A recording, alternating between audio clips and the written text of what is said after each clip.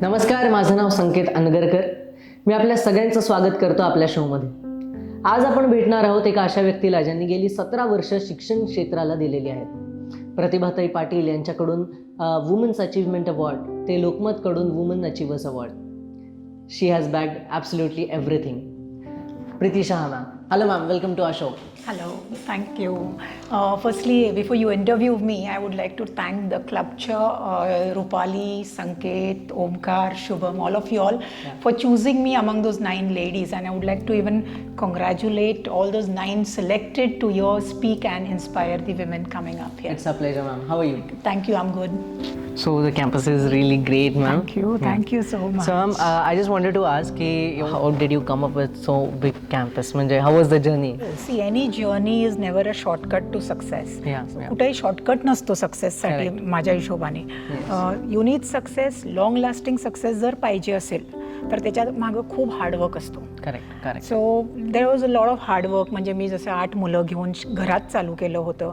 तिथून तो प्रवास थोरमोठे लॉन्सपर्यंत जिथं प्री प्रायमरी होती आणि तिथून इथं first to 10 grade 1st to 10 ची CBSE school that we have come up with because these are the requirements that they want. Right.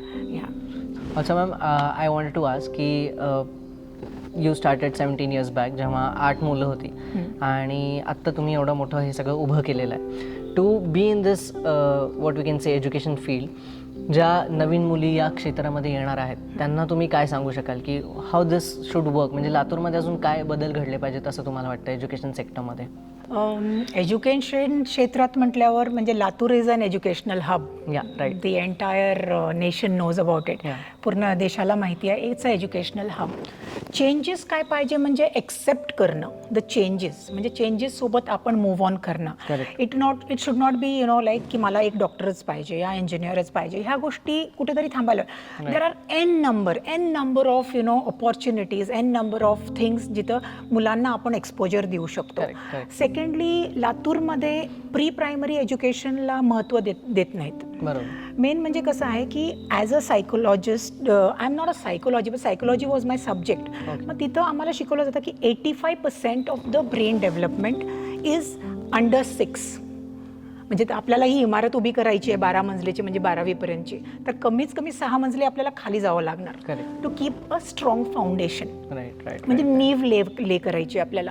तर इथं तो इम्पॉर्टन्स देत नाहीत. मग फर्स्टमध्ये गेल्यानंतर they want English, Hindi, Marathi, maths, science, social, GK, computers. म्हणजे इतकं बर्डन होतो की बाळाला ते आवड निर्माण होत नाही आहे. तर ती आवड निर्माण करण्यासाठी या त्यांचे मसल्स, त्यांचं कॉन्सन्ट्रेशन फोकस करण्यासाठी pre primary education is a must.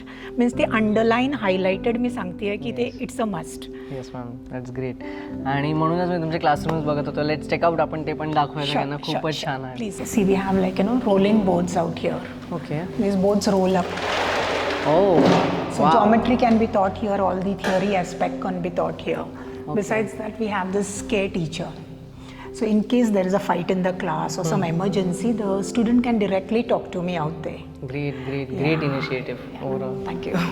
That's a must. Nowadays, children are very hyper, Yeah, ma'am. Please. Yeah. So ma'am, you have come up with so many initiatives आणि तुम्ही खूप काही छान गोष्टी इथे घेत आहात. बट आपण सगळ्याच क्षेत्रांमध्ये जर बघायला घेतलं तर there is steel the ratio is म्हणजे कुठेतरी कमी. तर या सगळ्या गोष्टींना आपण कसं ओव्हरकम करू शकतो? अजून मुलींना त्या क्षेत्रामध्ये आपण अजून कसं पुढे आणू शकतो? फर्स्ट थिंग मला असं वाटतं की ते घरून चालू व्हायला पाहिजे. मुलांना आणि मुलींमध्ये फरक म्हणजे मी if I go back to my roots, मला 3 भाऊ आहेत. पण आम्हाला कधी असं वाटलं नाही की I am the sister and ते बॉईज आहेत, त्यांना वेगळी स्कूल या मला वेगळी. So we say charity begins at home. Like that girls and boys equality begins at home. Like आज 2 मुली आहेत म्हणून मी मुलगा केला. All this concept should stop, then only India is going to grow.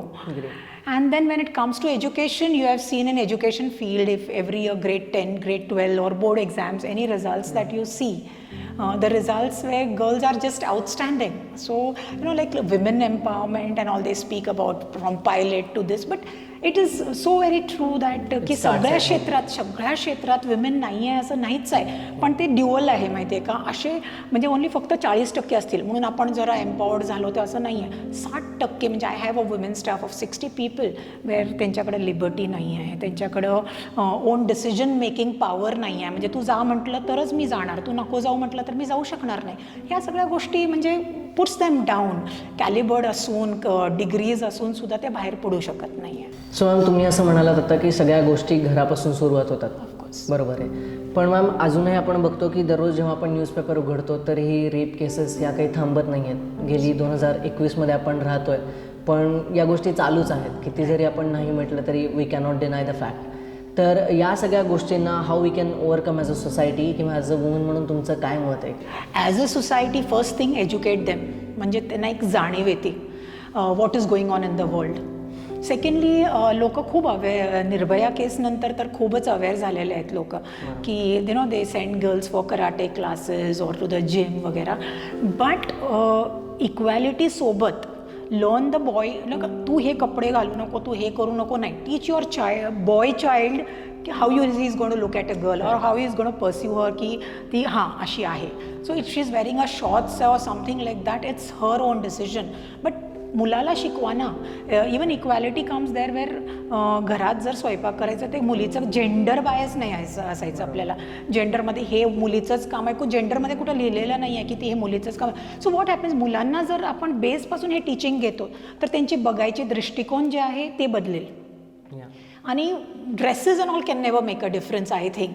So जे रेप केसेस आहेत ह्या सगळ्या गोष्टी आहेत, दृष्टिकोन बदलला मुलींना बघायचा तर society will definitely change. Great thoughts ma'am. Thank you. So या आपल्याला अजून हे कळालेलंच आहे की पुढच्या भारतासाठी एक छोटीशी अशी गोष्ट आहे की आपल्या मुलांचा आपल्याला नजरिया बदलायला मॅमने सांगितलेला आहे. सोबतच काही गोष्टी ज्या आपण खूप जेंडर रिलेटेड ठेवतो की स्वयंपाक हा मुलींनीच नाही केला पाहिजे, तर या वी कॅन स्टार्ट विथ दिस की मुलांनी स्वयंपाक करायला आपण शिकवायला पाहिजे. आणि अशा काही छोट्या छोट्या गोष्टींमधून आपल्या घरापासूनच या सगळ्या चांगल्या गोष्टींची सुरुवात होणार आहे. थँक्यू सो मच मॅम, तुम्ही तुमचा वेळ आम्हाला दिलात त्यासाठी. And you have been a great teacher, a great educator in this field. पूर्ण लातूरसाठी तुम्ही एक अभिमानाची thank you for giving me this platform, you know Sanket, because it's the need of the hour, you know, की people, girls are still, you know, like she is in Pune and all, Rupali your co workers in Pune and all, things are different there. But places like Latur inspire करणं, motivate करणं हे महत्त्वाची गोष्ट आहे. So thank you for giving me this platform. Thank you so much क्लबच्या.